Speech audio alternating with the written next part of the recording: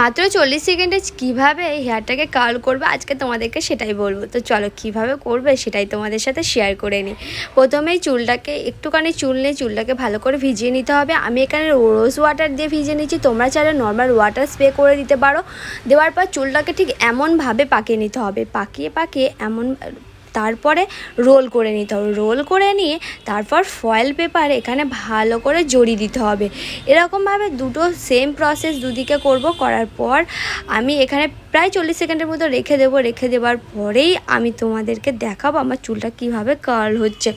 তো আমার বিয়েবাড়ি ছিল, তাড়াহুড়োর মধ্যে ছিলাম, তো তাই ভাবলাম এটা ট্রাই করি, এত সুন্দর লাগছে। তারপরে একটুখানি আমি ড্রায়ার দিয়ে এখানে এই ফয়েল পেপারটার উপর ড্রাই করে নিলাম, কারণ একটু তাড়াতাড়ি শুকনো হতে হবে।